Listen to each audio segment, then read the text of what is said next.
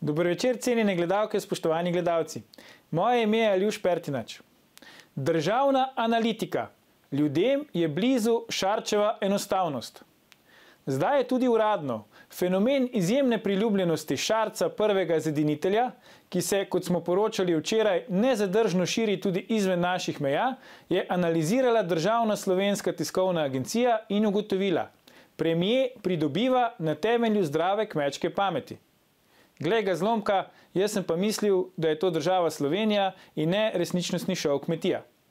Vi pa gledate oddajo Faktor na TV3, resnica boli, komentarji še bolj in smrt sovražnemu govoru, svoboda narodov. Danes bomo za vas komentirali Brexit ali no exit. Se je Velika Britanija že zajebala do konca in kaj nam to lahko pove o prihodnosti Evropske unije? Izstop Velike Britanije iz EU se vse bolj spreminja v farso. Zakaj je temu tako in kaj sledi, se bomo pogovarjali z našima stalnima komentatorjema, dr. Igorjem Lukšičem in magistrom Bernardom Brščičem. Dobrodošla. Dober večer. Zdaj, Igor, Bernard, za začetek eno tako lahko vprašanje za ogrevanje.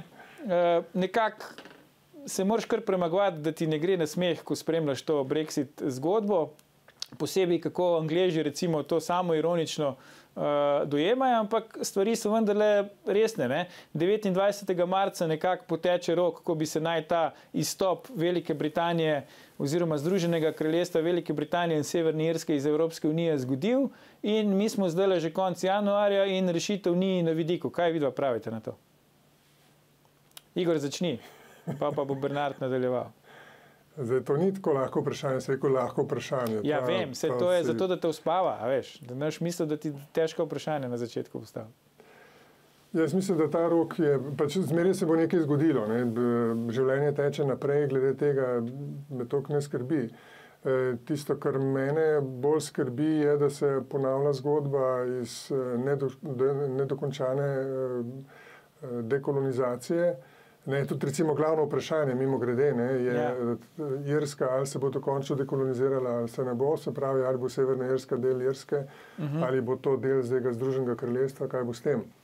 Ker mimo grede, ko govorimo o Brexitu, če gre samo Brexit, se pravi, Severna Irska ostane noter, kar pomeni, da bo Severna Irska del Irske.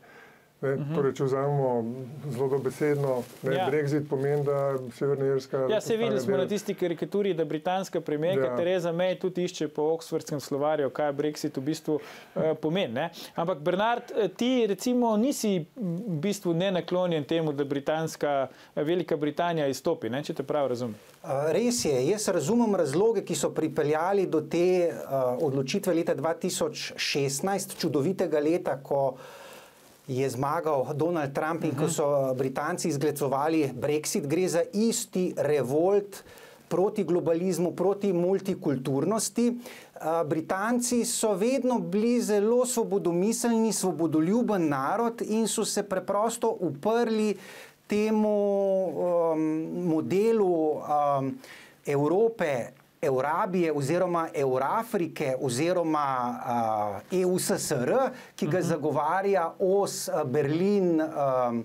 Berlin-Pariz oziroma Macron in pa špicenkandidat Weber, se pravi multikulti EU, ki bi imela neke elemente socializma in Britanci imajo preprosto tega dovolj. Ne želijo si živeti v Združenih državah Amerike. Jaz sicer obžalujem, mimo grede, odločitev za Brexit v smislu, da odhaja ena zelo pomembna država, 13% prebivalstva, 19% bruto domačega proizvoda, država, ki ima edina sposobno oziroma spodobno vojsko, ena redkih držav znotraj NATO, ki za vojsko daje 2%. Tako da je to velika škoda za vse nas, ampak po drugi strani pa moramo razumeti demokracijo, moramo razumeti tudi Angleže, Škote, Severnoirce, da imajo teh bruseljskih inkasantov dovolj. Moram reči, da jih imam tudi sam dovolj, da si ne želim živeti v neki multikulti združenih državah Evrope, ampak da tisti, ki razumemo, da je prihodnost Evrope v Evropi domovin in svobode, oziroma Evropi narodov in svobode, in ne sanjamo tako kot eurofanatiki o nekih širitvah s Turčijo, da bi Evropska unija postala nek imperij, ki bi mejila na Sirijo, Irak ali Iran.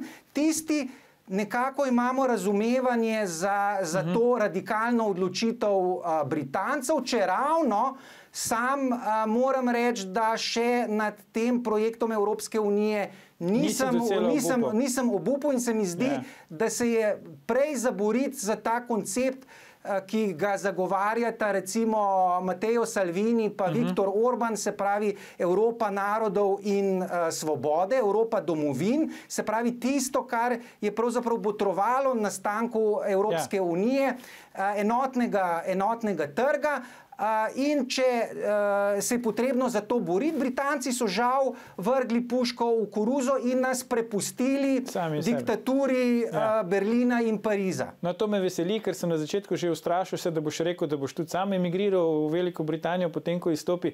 Ampak, Igor, kakšen je tvoj, recimo, občutek? So Britanci šli v ta referendum, ki je pač povzročil zdaj končno ta Brexit, so šli z figo v žepu v ta referendum? Misliš, da so pričakovali, da lahko izglasujejo izstop? In pod vprašanje, ali ti misliš, da je to nepovraten proces, ali vendarle še daješ nekaj upanja, da se pač to ne bo na koncu zgodilo?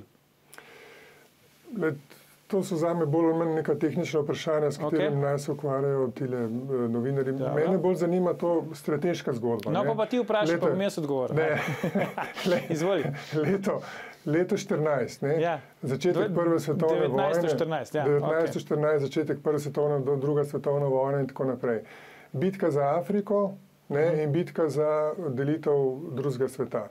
In zdaj, ko gledamo, Nemčija je takrat zamudila, Italija je tudi zamudila. Kdo zdaj dobiva v Evropski uniji pozicije? Nemčija in Italija. Jaz mislim, da so vsi strategi zapostavili vprašanje Združene Nemčije. Združena Nemčija je tako velika zgodba, tako močna sila, da je ne more noben parirati. Da zdaj noben ne more parirati. In zdaj pač jaz mislim, da so vse, zlasti ta elita v Veliki Britaniji, ki se nikakor ni še sprijaznila s tem, da Združeno kraljestvo ni več tisto, kar je bilo do leta 14. In ne more s tem živeti. In zdaj so se malo namrdili, ker so Nemci te glavne pozicije pobrali znotraj Evropske unije. Tisti, ki je to opazoval, misli, da kdo pravzaprav vodi Evropsko unijo, kdo vodi te posamezne stranke. Jaz sem to od blizu gledal in sem videl, kaj se dogaja. In zdaj, skratka, ta moment, da je Nemčija zdaj prevelika, premočna, in spet opozarjam na referat, ki ga je imel bivši predsednik, kancler Nemčije do leta 81, leta 11, ki je rekel naslednje.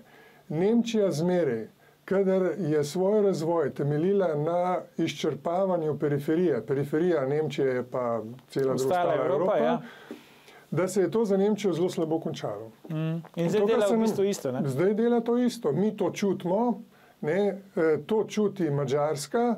Madžarska se je ravno tako kot v 20 letih 19. stoletja prva uprla tem ponorelemu germanizaciji in tako naprej. In zdaj spet v formi Orbana in tako naprej. Skratka, mi imamo tle neke procese, ki zanje nimamo kategorijalnega aparata, uporabljamo ta jezik, pa referendum, pa demokracija, pa svoboda, pa narodi, pa dogovori, pa ne vem kaj. Ampak pasite, lejte, Velika Britanija, Združeno kraljestvo ima Commonwealth, 53 držav, Kanado, Avstralijo, Indijo in tako naprej, Južnoafriško republiko. Skratka, to je velika sila. In tisti, ki je mislil, da bo šlo z lahkoto, ne to, da bojo oni enaki z Slovenijo, z Malto, Estonijo, z Estonijo, ti se enostavno pozabil, kaj se dogaja v tem svetu. In če pogledamo zdaj zadnji spor med Italijo in Francijo, kjer uradna Italija očita Franciji neokolonializem, nedokončan neokolonializem v Južni Afriki, Pazite, da Francija... V Severni Afriki, verjetno. Ja, da Francija tiska nek frank še zmeraj, ki funkcionira v Afriki. Veste, kakšen monopol nad denarjem, nad ekonomijo je to v Severni Afriki ali pa v frankofonski Afriki. Da ne govorimo, kakšen položaj ima potem Anglija oziroma Velika Britanija v svojem delu. Ne? Bernard, a smo mi zdaj ostali, ki bomo pač tu ostali? Ne? Zdaj Slovenija pač ne more iti ven, tudi če bi hotela iti, se to verjetno ne bi dobro končalo. A smo mi zdaj prepuščeni na milost in nemilost temu francosko-nemškemu vlaku? Ali je kakšna možnost, to kot pravi tudi Igor, da bi se povezali s temi državami, recimo Madžarska, Poljska, ki vendarle čutijo, bi rade ostale v Evropi, tudi nismo otoki, ne, nimamo kam iti, nimamo morja vmes, da bi se povezali v nek blok in vendarle probali pač si izboriti neke znosne pogoje, da se bo dalo v tej združbi pač normalno naprej živeti. Težave v Evropi izvirajo iz dveh držav. Na eni strani Nemčije, na drugi strani Francije. V zadnjih 200 letih, poglej si Napoleona, se pravi, vsi ti koncepti Združenih držav Evrope imajo predhodnice, se pravi, model Pan-Evrope ima predhodnico v Napoleonovem cesarstvu in drugi poizkus Adolf Hitler, nacistična Nemčija, Združena Evropa. In reševali so nas, Rusi in Britanci. In moram reči, da sem sam izjemno nenaklonjen osi Berlin-Pariz, zaradi tega, ker iz tega se ne more nič dobrega razviti, lahko se razvije samo diktatura in zato je ravno pobuda, naprimer, italijanskega ministra za notranje zadeve Salvinija, ki želi v bistvu oporekati tej osi in graditi na osi med Varšavo in Rimom, se pravi v nekem smislu za obnovo zamisli Intermarium, se pravi povezati os Baltik, Jadran, nanizati, recimo, povezati Italijo kot razmeroma močno državo. Jaz bi bil zelo vesel, če bi se temu priključila Slovenija, Madžarska, Slovaška, 3 baltske države, Poljska kot ena protiutež 40-milijonska Nemčiji in to bi bila lahko protiutež. Težava je v tem, da zdaj z Veliko Britanijo, ki bo verjetno odšla, izgubljamo tisti, ki razumemo evropsko prihodnost kot Evropo domovin, velikega zaveznika. Jaz sem Britance vedno občudoval zaradi njihove racionalnosti, preudarnosti, samoironije, skratka celo vrsto dobrih lastnosti imajo, ki bi jih kazalo posnemati in zdaj en taka nacija, ki je ekonomsko zelo uspešna, ki je geografsko optimalno umeščena, ki ima izredno močno vojsko, zdaj odhaja, je to za nas velika izguba, biti prepuščen psihopatski politiki Merklove in Macrona, ki praktično uničujeta Evropo, ki bosta, vkolikor jim omogočimo 26. maja prosto pot, bomo vsi to obžalovali in si bomo želeli res, da nas spet rešujejo Angleži, pa Bog nas reši pa Rusov. No? Ja, Igor, a se tebi zdi sploh realno, da bi ta os Berlin-Pariz obstala? Ker zgodovinsko gledano vidimo, so v bistvu vsi poskusi neslavno propadli, ne?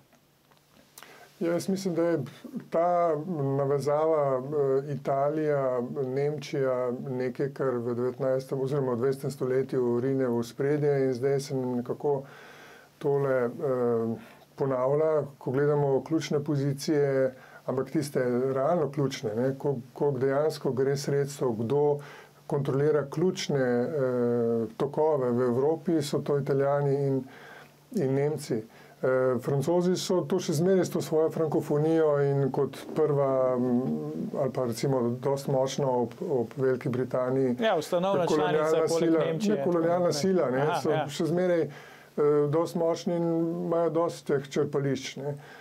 In se mi zdi, da ta zveza je tu močna. S tem, da nekaj je, tle je treba vendarle umisliti zraven še Kitajsko. Kitajci so se zdaj s to inicijativo pomoči tem 16%, ja. tem državam, ki so dvakrat nasrkale v zgodovini. Prvič, ko so mislili, da kapitalizem ni za njih, pa so šle pod Rusijo, pa drugič, ko so mislili, da socializem ni za njih, pa so šle v Zahodno Evropo in zdaj po 10 letih, Zmeraj grejo napačno smer.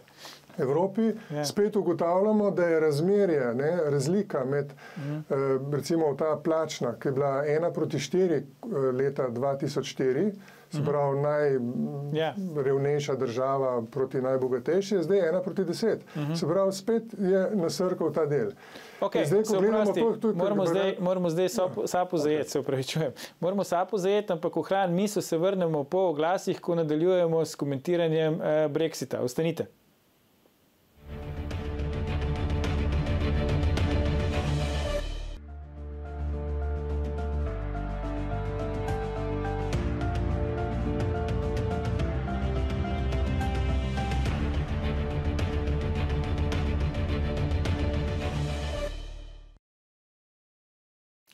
Dobrodošli nazaj.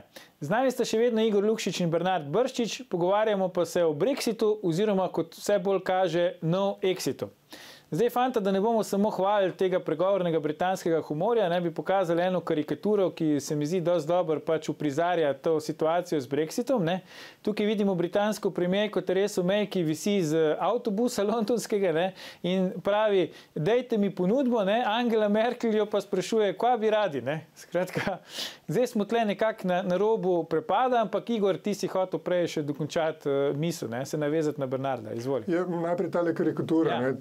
Ni slučajno, da je Merklova to zelo obilno narisana, ne? Ja. Teresa May pa zelo mehna. Nemčija največ poje v Evropski uniji, medtem ko Britanci največ dajo. Veste, to, kar se je zgodilo, odkar je padel berlinski zid, se je izrazito spremenilo razmerje sil v Evropi. In to je treba upoštevati, oziroma enostavno, se pravi, tisti strategiji tega niso upoštevali. Tudi s tem leta 2004 10 novih držav, to ni prineslo nekih novih razmerij. Te nove države so bile vključene na poseben način, ki ni bil tak, kot je bilo prej vključevanje. Se pravi, da vsaka nova država prinesla nekaj svežega v to ali prinesla eno potrebo, pa medtem ko te države so bile izrazito na drugačen način obravnavane, bolj v podrejenem položaju. Zdaj pa, mimogrede, Velika Britanija, ko govorimo, Velika Britanija nikoli ni imela te Evropske unije kot blazno identiteto. So delali anketo leta 2010, 70% Britancev se ni čutilo, da ima karkoli z Evropsko unijo. In to je bila najslabša proevropska identiteta od vseh članic. Če si v Veliki Britaniji hodil kdaj, si težko najdel kakšno zastavo Evropske unije ob britanski ali pa kar tako. Ja, skoraj tako, kot slovensko na Ljubljanskem gradu, ampak to je že druga zgodba. Ne, izvoli, nadaljuje. Tako da ta britanska identiteta nikoli ni bila zelo proevropska, oni niso bili člani Schengena, daleč od tega, da bi razmišljali, da bi kdaj člani evra. Skratka, oni so tle zmeraj solirali, zlasti ta naveza ZDA, Velika Britanija je bila zelo močna in kot je znano, se Velika Britanija, Združeno kraljestvo ni odločilo kar tako, da bi šlo v Evropo. Je zmeraj kazalo, da so leta 1973, ko so prišli nekako kot neko, ne vem, trojanski konj strani Združenih držav Amerike oziroma enih drugih sil. Ne zato, da bi okrepili Evropsko unijo. Ne. In zdaj enostavno so bili prešibki pri miritvi tele Nemčije in to, kar je Bernard prej govoril, te nove vsi, ki so se začele zlasti krepiti od leta 1989 pri tem prekrajanju Evrope in raznih povezav, to je seveda treba se, če govorimo o Sloveniji, bolj aktivno vključiti. Ne. Ampak prva stvar je pa ta, da Slovenija bi premogla najprej en intelektualni premislek o tem, kdo je, kaj je. Ne? Misliš izven okviru te oddaje, ne? 1848, ko so delali ta združena, oziroma kaj že, Zedinjena Slovenija program, ne? 2/3 teksta je geostrateška ocena. Kaj hoče Nemčija, kaj hoče Habsburška monarhija, kakšen položaj je tle Slovanov, kaj si narediti z Rusi in tako naprej. Mi tega premisleka nimamo, mi se pogovarjamo samo o nekem izpraznjenem formalističnem jeziku, ki so ga naredili za to dnevno politično rabo. Ne vemo pa, kaj se dogaja v realnih kategorijah, kaj se pravzaprav zdaj v svetu dogaja. Blazna prerivanja. Mi pa to gledamo, kakor da gre samo za en izstop in to zdaj bo nekdo začel primerjati to s slovenskim izstopom iz Jugoslavije in tako naprej.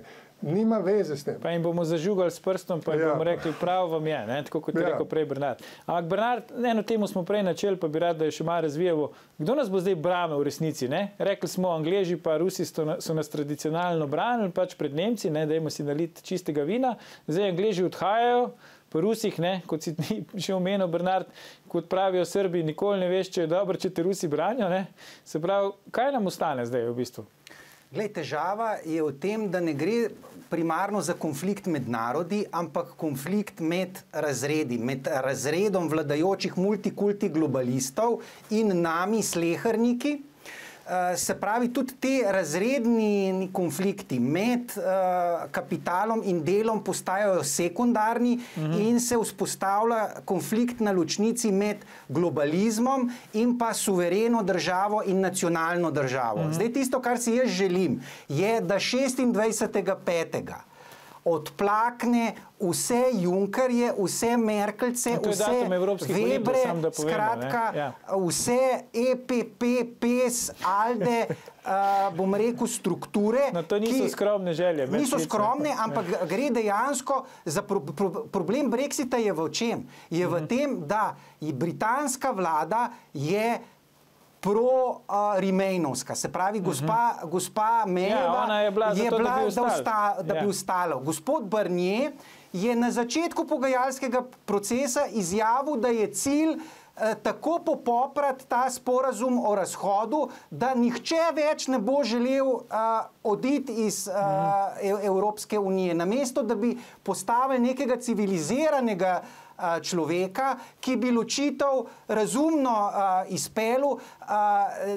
Nismo bratje, smo pa lahko prijatelji, ki si delimo skupno kulturno izhodišče, ki lahko trgujemo in pravzaprav ne razumem te strategije Bruslja, da je tako, bom rekel, sovražno nastrojen proti Londonu. Ampak tisto, kar je najhujše, je, da imaš iste strukture v Londonu, iste strukture v Bruslu, iste v Parizu, iste v Berlini, iste v Ljubljani, se pravi protiljudske elemente, ki delujejo proti interesom posameznih narodov, proti ljudstvu, delujejo za nek model, utopijo Združenih držav Evrope, ki ne bo delovala zaradi tega, ker je to fikcija, tako kot je bila Jugoslavija fikcija, ker je bila jugoslovanska identiteta privid.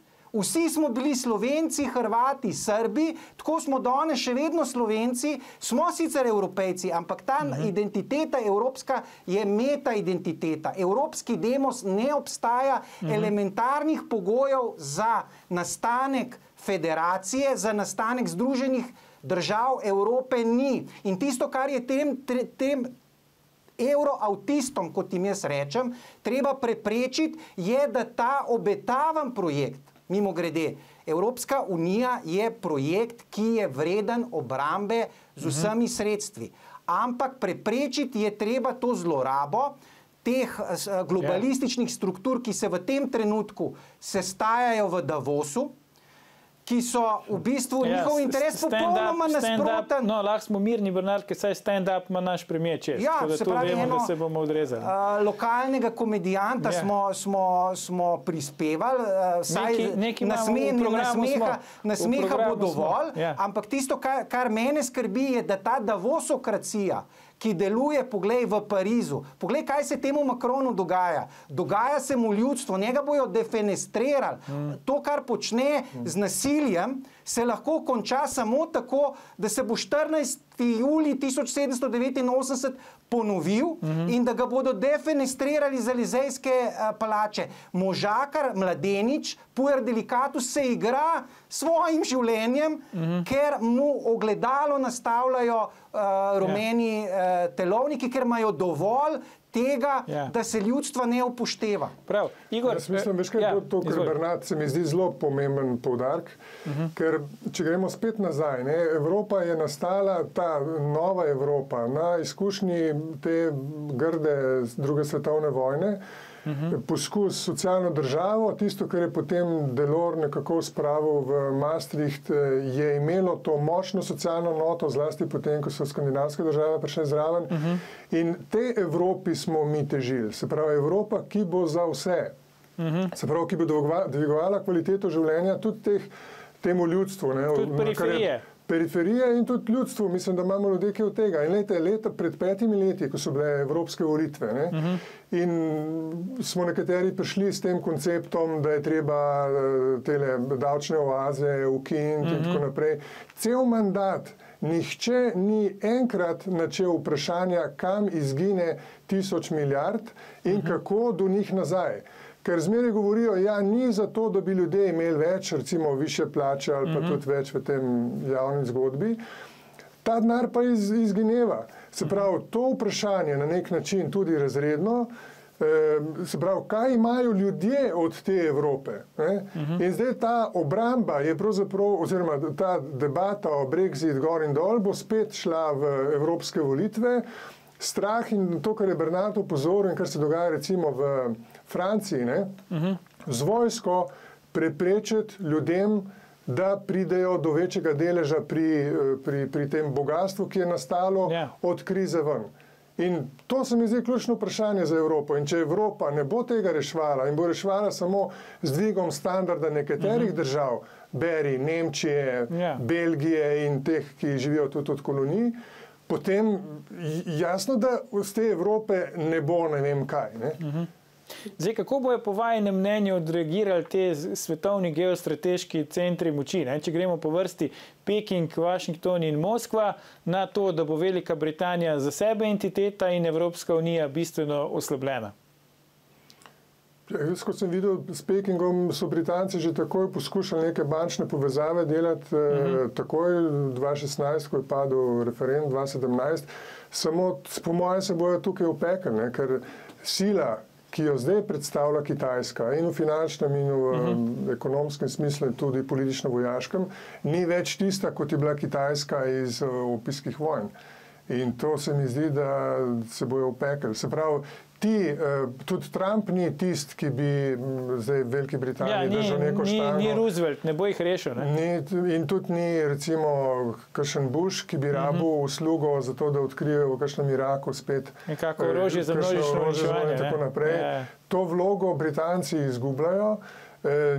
Enostavno oni niso ugotovili, kaj se mi je zgodilo, da jim je funt tako svinjsko padel, da so vsi Britanci izgubili naenkrat čez noč, ne tisto, kar sem imel v žepu za 230%.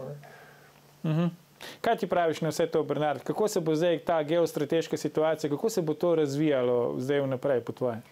Poglej, jaz osebno vidim prihodnost Evrope kot prostora svobodne trgovine, kot dosledno uresničevanje načela subsidiarnosti, se pravi, počnimo tiste stvari, ki jih lahko skupaj počnemo, varovanje meja, trgujmo, potujmo svobodno, ampak za božjo voljo ohranimo nacionalno identiteto, ohranimo bom rekel, politično neodvisnost.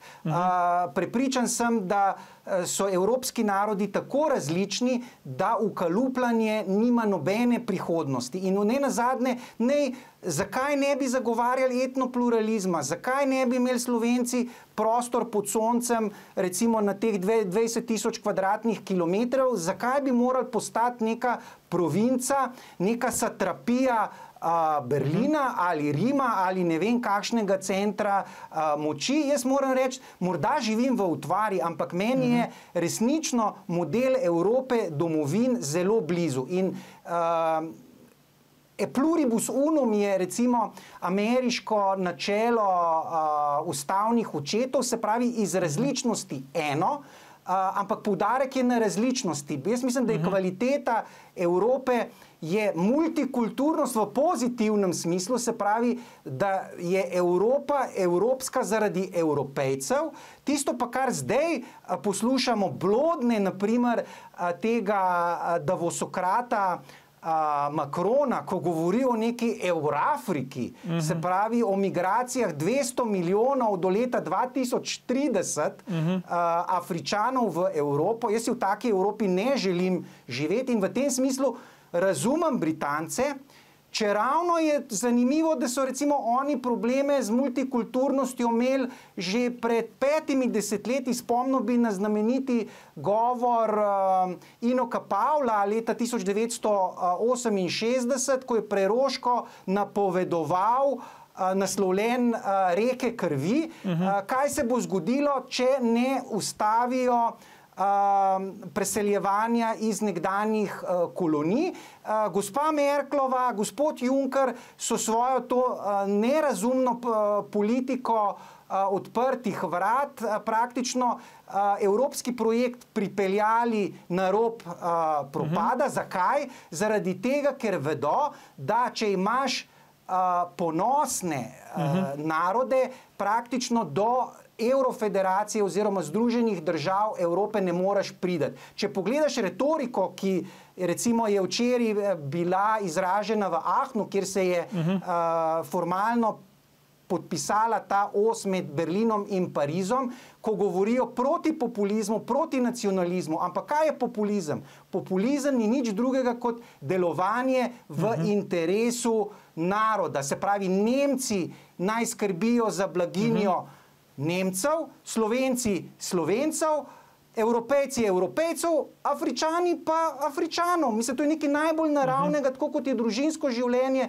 za posameznika naravno, je naravno, da se združujemo v večje skupnosti, v večje družine, v narode in je nacionalna država ni mrtva, vestfalska ureditev ni mrtva. Jaz verjamem v model Evropske unije, kot sta ga zagovarjala recimo Margaret Thatcher ali pa Charles de Gaulle, se pravi l'Europe de patrie, Evropa domovin, in če bi to ohranili in če bomo to, se pravi ta salvinijevsko-orbanovski vizija prevladala in da bi pometli s temi multikulti globalisti, da bi bilo to nekaj najboljšega. V redu. Igor, boš dobil besedo takoj po oglasih, tako da ne odhajate, gledalke, gledalci, se vrnemo po oglasih, ko bomo s komentatorjema podali zaključne misli.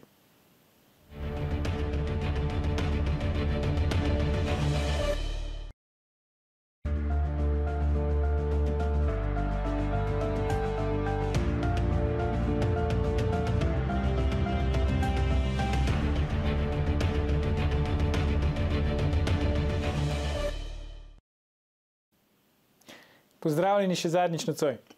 Igor, je Evropska unija ječa narodov? Pa na nek način je. Ne? Če pogledam le moj primer.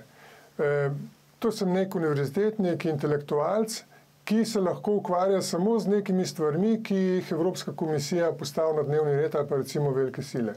Jaz ne morem misliti slovenske situacije in zato ne dobim denarja, kaj naj bi Slovenija počela. Ampak Slovenija, to mislim predvsem 90% ljudi, ki živijo tle predvsem od lastnega dela, recimo tudi kulturniki, ker nam poberejo glavnino sredstev skozi druge mehanizme. In v tem smislu je in proti temu se treba po moje boriti. Bernard, Evropa bo ali pa je ne bo? Kakšna bo? Jaz sem prepričan, da se je potrebno za Evropo boriti, da je lahko prihodnost svetla, da hkrati, če prevladajo ti multikulti globalistov, se bo EU spremenila v ječo narodov. Jaz trdim nekaj morda na prvi pogled kontradiktorna, da potrebujemo več Evrope, ampak manj EU in zlasti drugačno EU. Tako da dajmo se boriti za EU, ampak ta Brexit bi moral biti pa zadnje opozorilo, da je pot teh multikulti globalistov napačna. Prav. Dr. Igor Lukšič, magister Bernard Brščič, najlepša hvala za vajne današnje komentarje v naši oddaji. Gledalke, gledalci, to je bila Anti-Brexit 231. oddaja Faktor na TV3. Spremljate nas tudi jutri, ko bo Bojan Požar gostil Milana Balažica, župana Moravč. Predvsem pa ne pozabite, ni vseeno, kdo kaj reče.